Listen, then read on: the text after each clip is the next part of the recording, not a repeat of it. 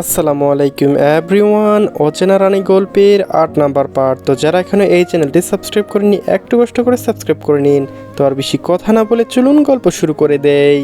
দরজাটা সজোরে লেগে যেতে ঘর জুড়ে নেমে এলো নিস্তবতা, যা সোহার্দের বুকের ভেতরে জমানো দীর্ঘ নিঃশ্বাসটাকে আরও ভারী করে তুলল। মাথার দোপট পানিটা আবার নতুন করে শুরু হয়েছে, যেন প্রতিটি স্পন্দন তার অস্থিরতাকে উস্কে দিচ্ছে। অথচ কিছুক্ষণ আগে ঘটে যাওয়া ঘটনা মনে পড়তেই ঠোঁটের কোণে অজান্তে এক চিলতে মিষ্টি হাসি ফুটে উঠল। পরক্ষণে নিজের এই আচরণের ওপর এক তীব্র বিষণ্ণতা সে চোখ মুখ শক্ত করে করে বন্ধ করে ফেলল। দিদির কপালে সেই স্পর্শটুকু যেন এখনো তার ঠোঁটে লেপ্টে আছে। একটা শিহরণ খেলে গেল তার শরীরে। কেন করলো সে এমনটা? মস্তিষ্ক আচ্ছন্ন ছিল? এই অজুহাত তো কেবল নিজেরই ধোঁকা দেওয়া। সে তো জেগেছিল, সম্পূর্ণ সচেতন, নিজেই মেয়েটাকে কপালে আলতো করে শুয়ে দিয়েছে। এই উপলব্ধিটা তাকে ধ্বংসন করতে লাগলো। নিজের উপর প্রচণ্ড রাগের সৌহার্দ্য বালিশের সজোরে একটা ঘুষি মারল, আর মুহূর্তে তার আহত হাতটা চিরে চিরে ব্যথা যন্ত্রণায় ঢেউ খেয়ে গেল। ব্যথায় কুকড়ে গিয়ে দাঁতে দাঁত চেপে সে নিজেকে সামলে নিল, কিন্তু মনের ভিতরে তোলপাড় থামল না। ওই স্পষ্ট স্বরে নিজের কাছে কফিয়ত দেওয়ার মতো করে বিড়বিড় করে উঠল, সো হোয়াট, আমার বউ হইয়াটা, I have every right to touch her. আমি তাকে ধরতেই পারি। এদিকে সৌহার্দ্য রুম থেকে বের হয়ে দরজার ওপাশে দাঁড়িয়ে হৃদয় বুক ভরে শ্বাস নিল, যেন নিজের হৃদয় স্পন্দনকে বসে আনার আপ্রাণ চেষ্টা করছে। মানুষটা তেজ দেখলে গা জ্বলে যায়, মাথা ফেটে রক্ত, হাত ভেঙেছে, তবু তার মেজাজের ধার একটু কমেনি। সারাদিন শুধু গেট আউট শুনতে শুনতে তার কান ছালাপাড়া হয় জোগাড়। রাগে গজগজ করতে করতে পা দিয়ে সিঁড়ির দিকে এগোতে ধাক্কা খেলো আমেনা খালার সাথে। আমেনা খালা কপালে ভাঁজ ফেলে বলল, কি হইল ছোট আম্মা, এমন হুড়াহুড়ি করতেছ কেন? ছোট সে ঠিকঠাক আছে তো?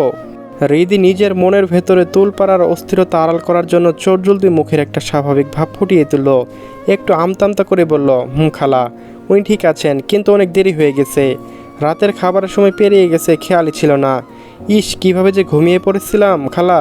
আমি রান্নাঘরে গেলাম, আপনি আসেন। আম্মু আব্বার ওষুধ খাওয়ানোর সময় হয়েছে, উনিও তো উঠে গেছে, কিছু একটা তৈরি করে দিতে হবে তো। কথাগুলো বলে হৃদি রান্নাঘরের দিকে দ্রুত পায়ে হাঁটা দিল।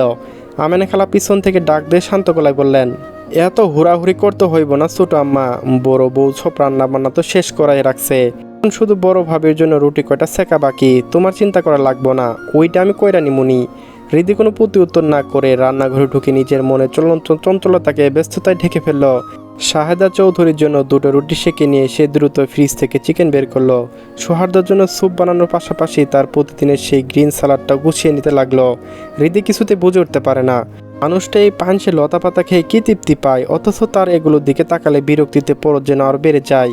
হৃদির আগে বিড়বিড় করে বলল, দিনরাত এসব ঘাস পাতা খেলে মেজাজ ভালো থাকবে কেমন করে? সবাইকে রাতের খাবার খাইয়ে দিয়ে সৌহার্দ্যের জন্য সুপার সালাদ ট্রেটা হাতে নিল। দরজার করা নাড়ল না, বরং এক হাতে কোনো মতো ঠেলে ভেতরে ঢুকলো। ঘরের মৃদু আলোয় দেখা গেল সৌহার্দ্য বিছানায় আধশোয়া হয়ে বসে হাতে ল্যাপটপ নিয়ে কিছু একটা টাইপ করার ব্যর্থ চেষ্টা চালাচ্ছে। তার চেহারা অভিব্যক্তি বলে দিচ্ছে এই কাজটা তার জন্য কতটা যন্ত্রণাদায়ক। দরজার পাশে শব্দ আর মাথা তুলে তাকালো সে। হৃদির হাতে খাবার নিয়ে ঢুকতে দেখে সৌহার্দ্য কপালে বিরক্তির ভাঁজ গভীর হলো। চোখ শুরু করে শীতল সুরে বলল, আবার কেন, কি চাই এখানে? হৃদি তার এই রুগ্ন আচরণে পাত্তাই দিল না। শান্ত পায়ে ট্রেটা নিয়ে বিছানার পাশে গিয়ে খুব শান্ত ও স্বাভাবিক সুরে জিজ্ঞেস করল, আপনি কি নিজে খেতে পারবেন নাকি আমি খাইয়ে দেব? সৌহার্দ্যর কণ্ঠে সেই চিরসেনা বিষাক্ত সুর, I can it by myself, আমার কোনো সিম্পেতির দরকার নেই, গেট আউট। কথাগুলো বলেই সে বা হাত দিয়ে চামচ তুলে খেতে খাবারগুলো মুখে তোলার চেষ্টা করলো, কিন্তু হাতের ব্যথায় এক অসাবধানতায় বারবার ব্যথায় হতে লাগলো। হৃদি কিছুক্ষণ স্তব্ধ হয়ে বসে থাকলো। তার ভেতরে রাগ আর অভিমান মিলেমিশে একাকার হয়ে যাচ্ছে। অপমানিত বোধ করে সে যখন উঠে দাঁড়িয়ে ঘর থেকে বেরিয়ে যাবে, ঠিক তখনই সৌহার্দ্যের গমগমে কণ্ঠস্বর তাকে থামিয়ে দিয়ে বলল, ইউ দের ব্যাটারি খাইয়ে দাও, but behaviour don't let your hand touch me. কথাটা এমনভাবে বলল যেন হৃদির হাতের খাবার খাওয়াটা তার কাছে বড় কোনো বিড়ম্বনা, যেন সে অবাধ্য হয়ে নিরুপায় হয়ে তার সাহায্য নিচ্ছে। তার এই দম্ভ আর কৃত্রিম কাঠিন্য আড়ালে যে অসহায়টুকু লুকিয়েছিল তা হৃদির নজর এড়ালো না। সৌহার্দ্য এমন একটা ভাব করলো যেন সে খুব অনিচ্ছুক। সৌহার্দ্যর এমন উদ্ভট আচরণে হৃদির ভেতরটা রাগে রিরি করে উঠল। বুকের ভেতরটা চিনচিনে ব্যথায় অনুভব করলো। এই যন্ত্রণা হয়তো কাউকে বোঝানো সম্ভব না। দাঁতে দাঁত চেপে সে ফুস করে বেশ বলে উঠল, অসভ্য অহংকারী লোক। নিজে খাওয়ার ক্ষমতা যখন নেই তখন এমন নাটক করার মানে হয় না। আমি এখন পারবো না আপনাকে খাইয়ে দিতে।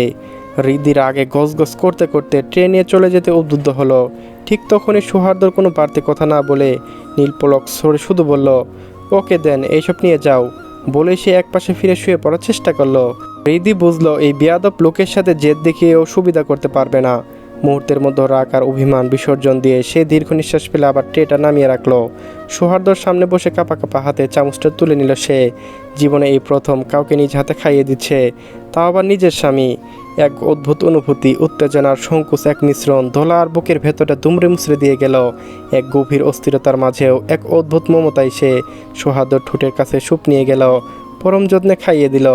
খাওয়া শেষ হতেই না হতেই সৌহার্দ্যর আগের মতো সেই বিরক্তিকর সুর টেনে বলল, হয়েছে, এবার গেট লস্ট। হৃদির মনের গহীনে জমে থাকা ক্ষোভ যেন বাঁধন ছিঁড়ে বেরিয়ে এলো। তীর তীর কণ্ঠে আগুনের মতো জ্বলে ওঠা চোখে সে সৌহার্দ্যের দিকে তাকিয়ে বলল, আপনার মতো অকৃতজ্ঞ ইতর আর ছোট লোক আমি জীবনেও দেখিনি, অসভ্য লোক। কথাগুলো সরে দিয়ে সে দপদপ পায়ে ঘর থেকে বেরিয়ে গেল। সৌহার্দ্য কোনো প্রত্যুত্তর করল না, কেবল স্থির লিপিবদ্ধ দৃষ্টি নিয়ে সে নিজে হৃদয় চলে যাওয়ার পথের দিকে তাকিয়ে রইল। কিছুক্ষণ পর সে নিজে বিড়বিড় করে বলল, মায়া বড় ভয়ঙ্কর জিনিস, একবার তার বাঁধন জড়িয়ে পড়লে মানুষ নিজেই হারিয়ে ফেলতে শুরু করে। তাই জেনে শুনে সে মায়ের ফাঁদে আমি ডক্টর সৌহার্দ্য চৌধুরী কখনোই পা দেব না। সৌহার্দ্যের ঘর থেকে বেরিয়ে আসার পর 1 ঘন্টা কেটে গেছে। হৃদয় এখন বারান্দার গিল শক্ত করে ধরে দাঁড়িয়ে আছে, যেন ওটার শীতলতার ভার ভেরকন্ত চালা কিছুটা হলেও জুড়াবে। কিন্তু না, সৌহার্দ্যের বিষাক্ত কথাগুলো যেন এক একটা ধারালো কাঁটা হয়ে তার ক্ষত বিক্ষত হৃদয় বিঁধে আছে। সেই কাঁটার উপর যেন কেউ দলা পাকানো লবণ ছিটিয়ে দিচ্ছে। প্রতিটা মুহূর্তে হৃদয়ে অসহ্য যন্ত্রণা টের পাচ্ছে। হৃদয় আকাশে চারটা নিঃশব্দে তাকিয়ে বিড়বিড় করে বলল, আপনার প্রতি কথাই কেন তো কষ্ট দেই সৌহার্দ্য? আপনি তো আমাকে নিজের কেউ বলে মনে করেন না, তবু আপনার অবহেলায় কেন আমার বুকটা এভাবে ভেঙে যায়?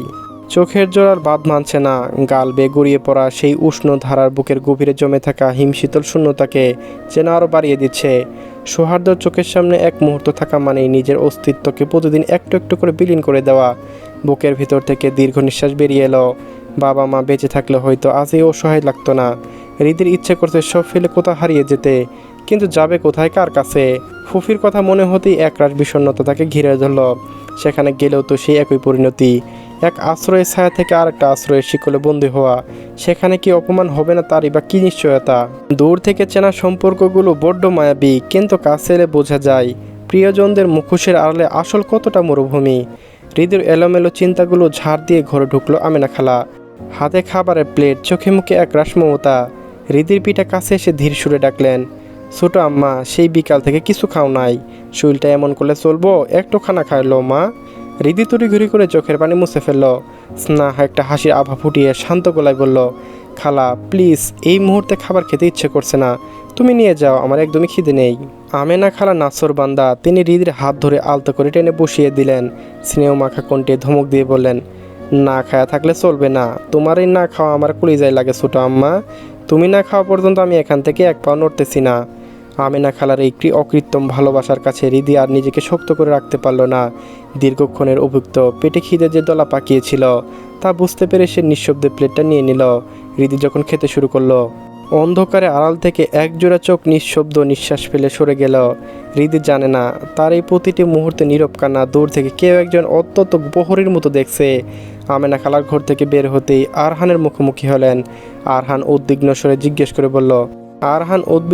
জিজ্ঞেস করে বলল, খালা, বনু কি খেয়েছে? আমেনা খালা মাথা নেড়ে সম্মতি জানালেন। কথা শোনার পর আরহানের দীর্ঘ নিঃশ্বাস যেন এক পাহাড় সমান চাপা কমিয়ে গেল। আমেনা খালা চলে যেতেই আরহান সোফাতে গিয়ে এলিয়ে বসল। নিজের উপর নিজে বিরক্ত নিয়ে বিড়বিড় করে উঠল, অসভ্য, বউ মানে না, অথচ দরদ উতলে পড়ছে। কথাটা বলে আরহান একটু চিন্তিত মুখে বিড়বিড় করে বলল, সৌহার্দ্য, তুই বুঝছিস না তুই কি হারাচ্ছিস? হৃদি কারো বোঝা নয়, ও তো একটা ছোট পাখি যে শুধু একটু ভালোবাসা চায়, অথচ তুই তাকে প্রতিদিন নিষ্ঠুরতার নিঃসঙ্গে বাঁচছিস। ফ্ল্যাশব্যাক। সারাদিনে হাড় ভাঙা কাঠুনির পর শরীরটা যেন ভেঙে আসছিল আরহানের। কাজের পাহাড়ের উপর সৌহার্দ্যর অ্যাক্সিডেন্ট, টেনশন, কারণ আরহান খুব ভালো করেই জানে এটা কোনো সাধারণ অ্যাক্সিডেন্ট না। তার ভাইয়ের কাজকর্ম, তার নখৎপূর্ণে সব মিলিয়ে দম ফেলার মতো এক মুহূর্ত জুটেনি আজ। তার উপর তার বাচ্চাদের ফু তো আছেই। সব সামলে ক্লান্ত শরীরটা যখন বিছানায় এলিয়ে দিল, তখন চোখের পাতাগুলো ঘুমে ভারিয়ে আসছে। ঠিক সেই মুহূর্তে ফোনটা বেজে উঠল। বিরক্তিতে ভুকুসকে ফোনের স্ক্রিনের দিকে তাকাতেই দেখল সৌহার্দ্যর নাম। একটু টেনশন নিয়ে দ্রুত ফোনটা রিসিভ করে কোনো কানে লাগাতে অপর প্রান্ত থেকে সৌহার্দ্যর সেই গমগমে আর কৃতিত্বপূর্ণ কণ্ঠস্বর ভেসে এলো, ওটাকে খাইয়ে আই। আরহান তখনও তন্দ্রাচ্ছন্ন, ঘোর ভাঙেনি ঠিক মতো। সৌহার্দ্যের সেই হটকানি নির্দেশ শেখ মুহূর্তের জন্য স্তব্ধ হয়ে গেল। ঘুম জড়ানো কণ্ঠে ধীর স্থিরভাবে সে জানতে চাইল, ওটাকে তুই কার কথা বলছিস ভাই? আরহানের এই প্রশ্নটা যেন আগুনের উপর ঘি ঢালার মতন। সৌহার্দ্যর গলার উপচে পড়া তীব্র বিরক্তি নিয়ে যাতে দাঁত চেপে চিবিয়ে চিবিয়ে বলল, যাকে সারাদিন বন বন করে হেতিয়ে পড়িস, এই স্টুপিড দেড় ব্যাটারিটার কথা বলছি।